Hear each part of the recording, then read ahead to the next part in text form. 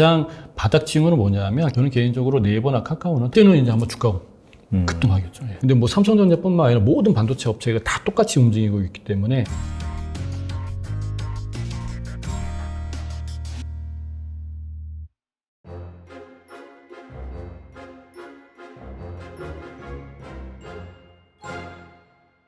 네, 안동훈 작가님 모셨습니다. 안녕하세요. 안녕하세요. 네. 작가님 저희가 한 2월 달에 한번 모시면서 네. 그때에서 이제 뭐 시장 상황이라든지 그다음에 뭐 투자할 만한 그런 좋은 기업들 알아봤는데 그 뒤로 많은 일이 있었어요. 예. 그러니까 이게 항상 주식을 예측하기엔 참 어려운 것 같아요. 맞아요. 네. 예. 아니 뭐 근데 매번 사실 느끼지만. 뭐 전쟁 이런 것들은 예측할 수 없는 부분이긴 해서 네, 맞습니다. 그 뒤로 뭐 러시아 전쟁도 있었고 뭐 중국의 제로 코로나 여기에 뭐 약간 유럽발 그렇죠, 금융 위기 뭐 네. 이런 거까지 다 겹쳐고 해가지고 상당히 좀 어지러운 그런 상황인데 네, 맞습니다. 그 최근에 좀 상황을 어떻게 보시는지 아무래도 좀 주식시장의 사이클이라는 그와 관련된 예. 또 서적을 쓰셨으니까 그 사이클 관점에서 뭐 최근에 약간 인플레이션 계속해서 화두가 되고 있고 그 다음에 금리 인상에 이어서 빅테크들의 어닝 쇼크 그렇죠. 그러면서 이제 증시가 계속해서 부진하고 있는데 네. 어떻게 보시는지 좀 궁금합니다. 지금 저희가 지금 촬영하는 시점이 11월 달이잖아요. 네네. 제가 그 경기 사이클은 항상 있게 마련인데 제가 연초에 우리 투자자님들한테 한 얘기가 뭐냐면 이제 사이클 상에서 보면 지수로 보면 30% 정도는 예전 사례 보면 통계적으로 보면 빠진다. 근데 요번에는 사실은 저도 좀 저도 많이 부족합니다. 예, 시청자님들 여기 계시지만, 보고 계시지만, 주식 투자는 항상 공부를 해야 되는 것 같아요. 근데 요번 같은 경우는 지수로 보면 한 40%로 봐야 될 것 같아요. 홍콩 지수 같은 경우 벌써 반 이상 빠졌지 않습니까? 최근에. 네네. 그죠? 그런 것도 그렇고, 그 다음에 개별 기업으로 보면은 빅테크 외에도 탑 10에 들어가거나 아니면 뭐 탑 20에 들어간 것들 보면은 상당히 주가가 많이 하락했잖아요. 예. 그런 것들 보면은 올해 장세는 제가 이제 그 사이클로 10년이라는 주기로 사이클을 보면은 사실 굉장히 힘든 시기였다라고 말씀을 드릴 수 있습니다. 근데 이제 요즘에 이제 지금 11월 달이니까 요즘에 이제 제가 느끼는 건 뭐냐면 제가 이제 이렇게 말씀드리니까 6월부터 시작이 된 것 같아요. 6월부터 그러니까 경기 침체하고 증시는 또 다른 문제거든요. 주식의 움직임은. 그 주식은 항상 선반영이라고 하는데,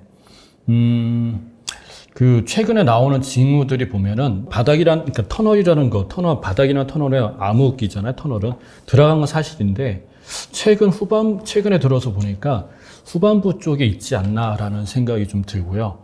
예. 네. 사실 1년 동안 이렇게 빠진 경우 저도 경험 처음이거든요. 예. 보통 빠지면 6개월 빠지고 그걸 만나는데. 어쨌든 거기에 이제 후반부라고 제가 말씀을 드릴 수 있는 거는 여러 가지 이제 징후들이 나오고 있는데 최근에 있었던 것 중에 징후 중에 하나가 뭐였냐면 그 10월 중순이었나 그 우리가 이제 나스닥이 굉장히 많이 빠지고 갑자기 그날 폭등한 날이 있거든요. 우리가 그날을 기사를 보면 미스테이지 장이었다라고 해가지고 그런 있었는데 거기에 뭐라고 써 있냐면 공매도에 대한 이야기가 나옵니다. 공매도 세력에 대한 얘기가.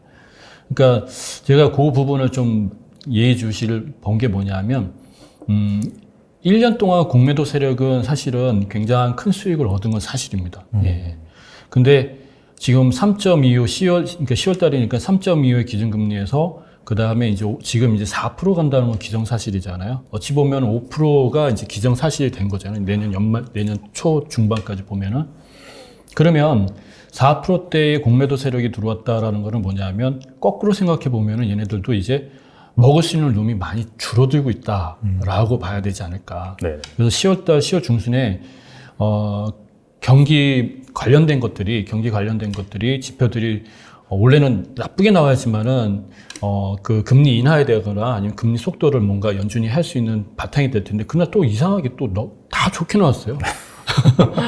그러니 얘네들은 공매도를 칠 수밖에 없는 거죠. 더 강하게 나갈 거라 생각하니까. 근데 그날 바로 그냥 그 플러스로 나가는 거 보니까 제 생각에는 공매도 세력들도 이제는 후반부에 있기 때문에 좀 자제하고 있지 않나라는 생각이 들기 때문에 지금 상세를 뭐 우리가 이제 거의 1년입니다. 1년. 한국 시장 같은 경우는 거의 2년에 가깝고요.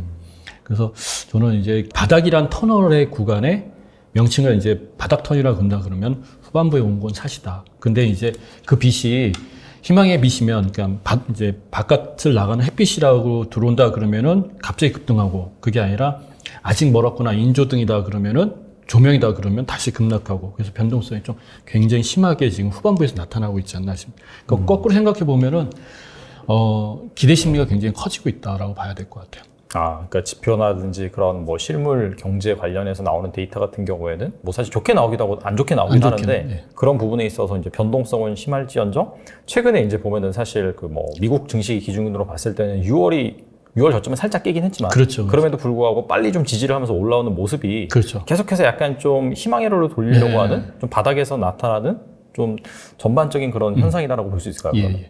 그리고 바닥에서 나오는 것들 징후라기보다는 가장 바닥 징후는 뭐냐면 개인 참여자 우리가 이제 개인 참여자들이 이제 시장을 떠날 때거든요.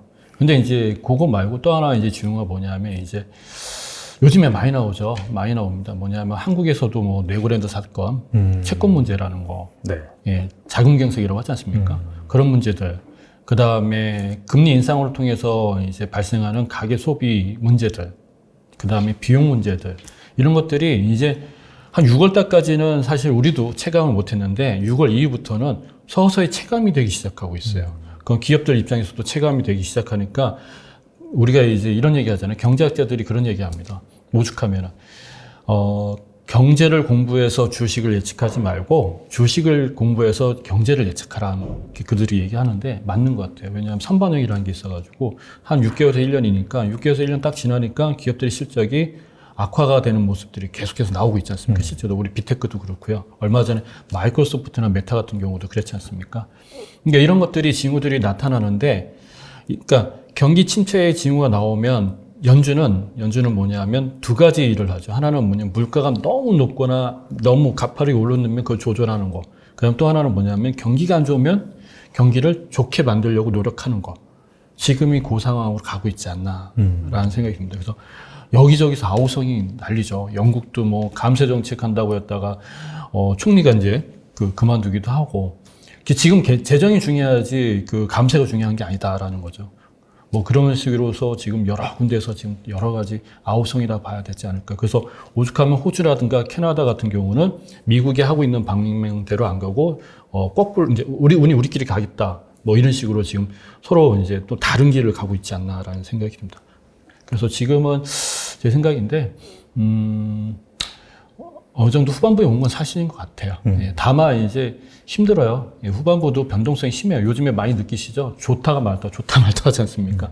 그래서 이게 좀 아쉽지만 진정을 할 때까지는 이제 우리 연준이 우리가 피봇이라고 하지 않습니까? 정책 변화가 일어날 때까지는 이 상황이 계속 진행되지 않을까 싶습니다. 그러면은 사실 최근 약간 금리 인상 조절론에 대한 얘기가 나왔었잖아요. 네. 외신에서. 그래서 뭐 몇몇 연은 총재들 같은 경우에도 계속 75bp씩 올리는 게 적절치 않다라고 얘기를 하긴 했는데 사실 또 인플레이션 데이터라든지 그런 것들이 나온 것을 봐서는 아직까지 좀 갈 길이 먼 것 같기도 그렇죠. 하고 맞아요. 실제로 이제 파월이 이번에 이제 FOMC 거기에서 또 어떤 발언을 할지 주목이 되는 상황인데 방금 말씀드린 그런 연은 총재에 좀 발맞춰서 얘기를 한다라고 한다면 시장이 좀 좋아할 수도 있는데 그게 아니라 원론적인 입장. 여전히 고용시장 경고하고 인플레이션 위험하니까 아직 갈 길이 멀다. 그러면 사실 또 빠질 수가 있는 거잖아요. 그렇죠. 왜냐하면 시장은 기대치가 지금 굉장히 커요. 우리가 지금 오늘 촬영한 날이 이제 이틀 있다가 이제 네. FOMC 발표 나잖아요. 맞아요. 네. 그 시장이 사실 기대치가 커서 삼성전자도 주가가 올라가고 물론 이제 여러 가지 상황이 있지만 계속 올라가고 있는데 기대치가 커서 올라가는데 만약에 진짜 긴축에 대해서 계속해서 고집을 부린다 그러면 또 시장은 또 실망하거나 아니면은 지금은 아닌 것 같다 해가지고 뒤로 다시 빠질 수가 있습니다. 근데 이제 한편은 그런 생각도 듭니다. 뭐냐면 지금 주가의 흐름을 보면 그런 것 같아요. 우리 투자자님들하고 이야기해보면 이제 배짜라는 것 같아요. 아니 4% 올리든 5% 올리든 지금 남아있는 사람들은 그냥 보유하는 사람들밖에 안 남아있거든요, 사실은. 네네. 예. 그러니까 공매도 세력들도 이제 재미가 없죠. 흔들려야 되는데. 그러니까 이게 4% 올라가든 5% 올라가든 지금 남아있는 투자자들은 거기에 동요가 될 사람들은 제가 보기에는 많지는 않을 것 같아요. 근데 그 말을 약간 다른 말로 해석을 해보면은 설사 파월이 약간 예전에 강경 입장을 고수를 해도 단기적으로는 충격에 빠질 수 있지만은 막 새로운 지수대로 막 급락하거나 그럴 가능성이 좀 예, 낮다. 그런 부분은 많이 왜냐하면 이제 팔질 않으니까 저희가 요즘에 주가가 이게 변동성이 있는 이유, 그러니까 바닥 지지 아닌 지지를 하면서 움직이는 게 우리가 팔려고 하는 게 아니잖아요. 지금 남아있는 사람은 팔려고 하는 게 아니라 이제 심리적으로도 뭐, 이제 나는 이제 하도 못해 계좌도 안 보시니까 다들. 안 보지게 된 것 같아요. 네. 그 투자하시는 분들은 언제 투자할까만 계속 예의주시하시지. 그러니까 주식 참여자가 급감한 게 사실은 오히려 좋을 수도 있지 않을까. 그리고 공매도 세력들은 이제 방향이 틀어지게 되면, 만약에 방향이 틀어지게 되면 얘네들은 그 쇼커버링 해가지고 매수세로 붙어야 되잖아요. 예, 매수세로 붙게 되면 주가는 천천히 올라가는 패턴이 되지 않을까. 그래서 요즘에 나타나는 현상들이 그게 아닌가 싶은 생각이 듭니다. 확실히 약간 좀 내성이 느껴지는 게 한 6월 달에 이제 나스닥 단기적으로 저점 나왔을 때가 한 1,500, 1,600 그 정도였는데 그때 이제 10년물 금리 같은 경우에 3.5%였거든요. 어마어마하죠. 근데 최근에는 사실 거의 4.2%? 그것도 그때가 더 치솟았는데 사실 그 저점에서 약간 좀 하회를 하긴 했지만은 바로 반등을 하는 확실히 그런 부분 보니까 약간 좀 내성이 생긴 게 아닌가 그렇죠. 생각 드네요.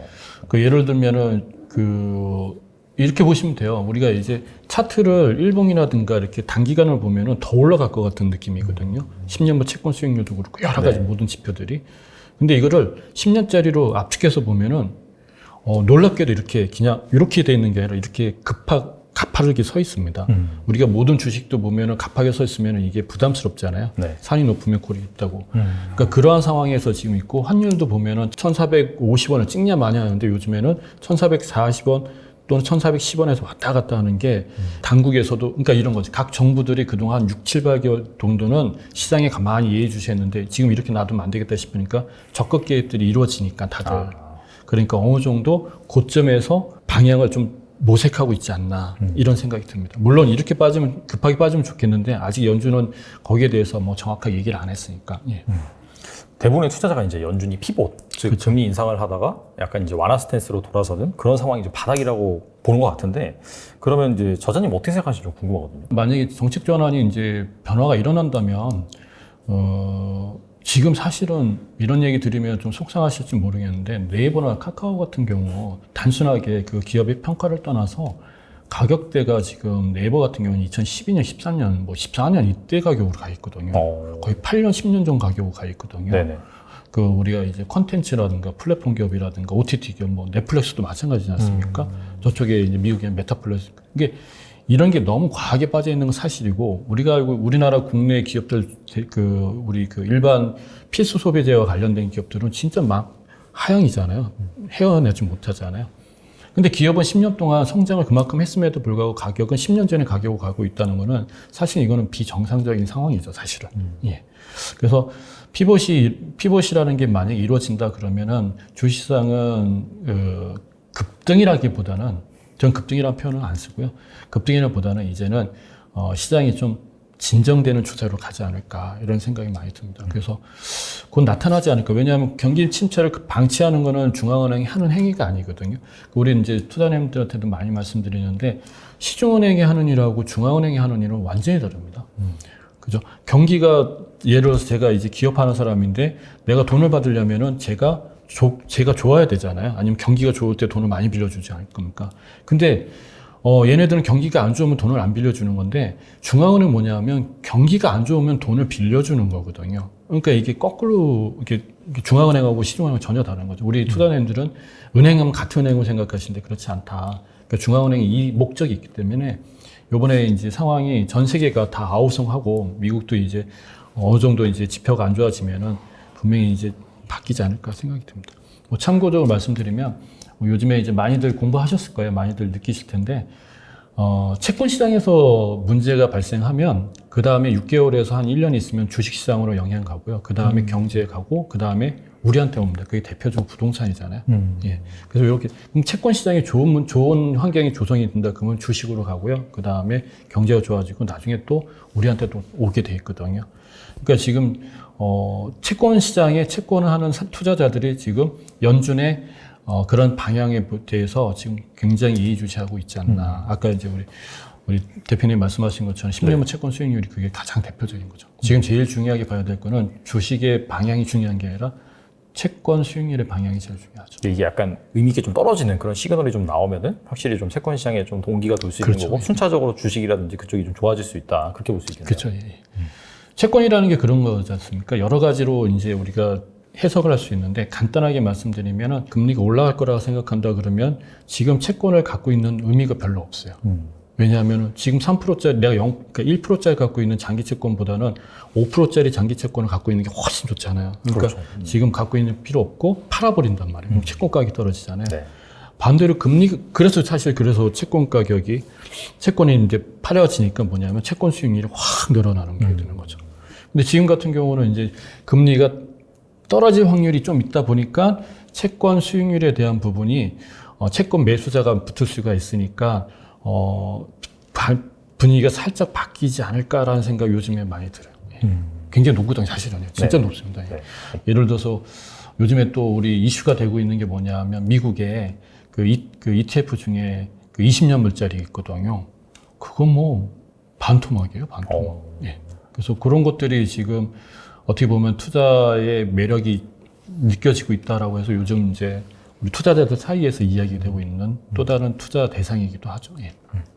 알겠습니다. 앞서서 이제 네이버랑 살짝 말씀하셨잖아요. 네. 그래서 약간 좀 우리나라 플랫폼 기업 관련 현황에 대해서 좀 짚어볼 텐데, 뭐 네이버랑 카카오 같은 경우, 특히 카카오가 좀 많이 빠지긴 했죠. 거의 뭐 고점 대비 70% 정도 빠지긴 했는데, 최근에 또 데이터 센터 화재 악재로 인해서 또 이제 한 번 더 주저앉고. 그래서 물론 싼 건 맞긴 맞는데, 혹시 이 카카오의 약간 좀 장기 전망을 어떻게 보시는지 좀 궁금하거든요. 그 실적으로 갖고는 얘기할 수 없습니다. 뭐냐면 지금은 이제 앞으로 한 몇 년간은 실적이 모든 회사들이 다 안 좋거든요. 반도체도 안 좋고 다 안 좋잖아요. 그럴 수밖에 없는 게 이제 이 카카오라든가 이제 네이버라든가 이런 플랫폼 기업 같은 경우 광고 목적으로 하는데 지금 뭐 기업들이 광고를 안 하려고 하잖아요. 그래서 급감하고 있지 않습니까? 그래서 그거는 배제하고 근데 경기가 지금 현재 안 좋으니까 그런 것도 있고 그 다음에 앞으로 좋아지면 또 어떻게 할 것이냐 봤을 때 저는 개인적으로 네이버나 카카오는 다시 살아난다고 봅니다. 예. 글쎄 저는 잘 모르겠습니다. 카카오뱅크와 카카오페이는 사실은 제가 이제 관심을 두는 기업이 아니기 때문에 모르겠지만 네이버와 카카오는 살아날 수밖에 없는 기업이죠. 왜냐하면 이번에 우리가 거꾸로 생각해 볼 필요 있어요. 뭐냐면 카카오의 그런 상황이 발생했을 때 우리 너무 불평했잖아요. 아, 그렇죠. 그렇죠. 그러니까 이게 그러한 리스크를 이번 기회에 이제 사라지고 난다 그러면은 우리 일상에 반드시 필요한 필수 소비재로서 남는 거거든요.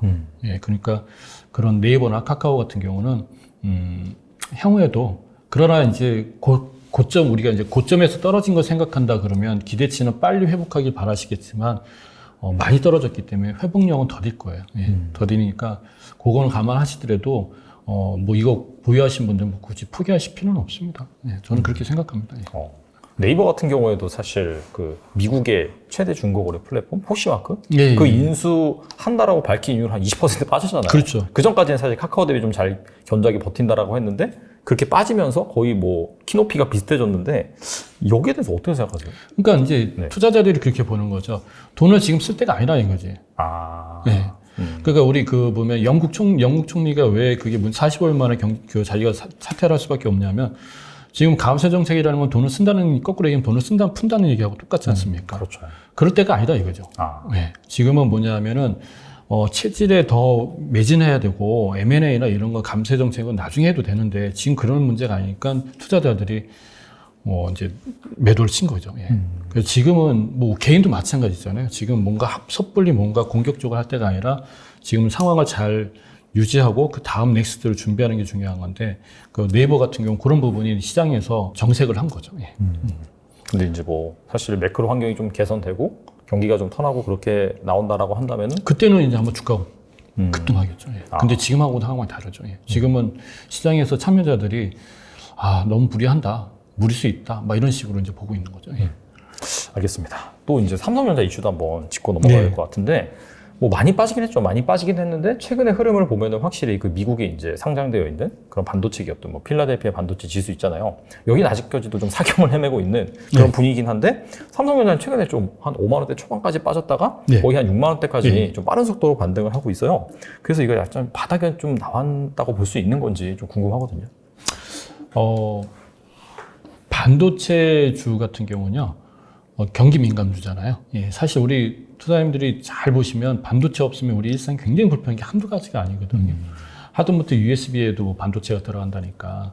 그러니까 경기 민감주이기 때문에 진짜 소비가 늘어나지 않으면 경기가 성장이 안 되면 반도체는 살아날 수가 없는 그런 업종이지 않습니까? 근데 이제 지금 보면은 뭐 확연히 확 줄어들었죠. SK 하이닉스도 그렇고 다 줄어들었기 때문에 반도체가 삼성전자 반도체 관련돼 가지고 뭐 안 좋다 매출 안 좋다가 어떻게 보면 그때가 또 바닥이었어요. 예. 지금도 어찌 보면은 바닥 구간에 분명히 어딘가에 있는 것 같아요. 예. 근데 뭐 삼성전자뿐만 아니라 모든 반도체 업체가 다 똑같이 움직이고 있기 때문에 저는 개인적으로 지금 삼성전자에 대해서 바닥 구간에 어느 정도 거기에 있어서 지금 5만 원에서 6만 원에서 지금 더 갔으면 좋겠는데 제 생각에는 가기에는 조금 지금은 좀 체력이 좀 약해요. 그래서 어쨌든 간에 지금은 좀 변동성을 갖고 있다가 그리고요 우리가 성장주라고 하는 기업들은 이제 경기 민감주들 같은 경우는 회복을 기대치를 높이시면 안 돼요. 지금부터는. 그러니까 그동안 이렇게 올라서 이렇게 빠졌다 그러면은 기대치를 그냥 좀 낮게 잡으셔야 돼요. 낮게. 예. 그래야지만 좀 이 상황을 이해가 되는 거지 이거를 다시 이렇게 반등할 거라고 생각하고 이 상황을 보시게 되면은 또 이게 엇박자가 납니다. 예. 기대 이하가 또 나오는 거니까 제 생각에는 지금 바닥 구간에 반도체나 이런 것들은 바닥 구간에 있는 것 같습니다. 근데 이제 주가 상승률은 좀 그러니까 각도가 낮은 상태에서 올라가지 않을까 이런 생각이 듭니다. 그러니까 5만 원에서 한 6만 원까지 빠른 속도로 올라갔기 때문에 여기서 또 이런 속도로 확 가서 뭐 7만 원, 8만 원 가기 그거는 힘들고 무리 수가 있죠. 그렇죠. 대신에 또 여기에서 그리고 올라갔다가 또 이렇게 또 7, 8만 원에 파신 분도 나와요. 그렇죠. 계속 물량 나오겠죠. 그렇죠. 네. 계속 그러니까 물려오신 분들이 많아가지고. 위에서 그 매물이 그냥 출현될 게 한두 가지, 저기 가격대가 많잖아요. 특히 8만 원에 많이 사셨잖아요. 그죠? 그러니까 이제 힘들죠, 사실은. 그러면은 약간 언제 정도 돼야지 의미 있는 반등이 나올까요? 어떻게 보세요? 그건? 의미 있는 반등이요? 네.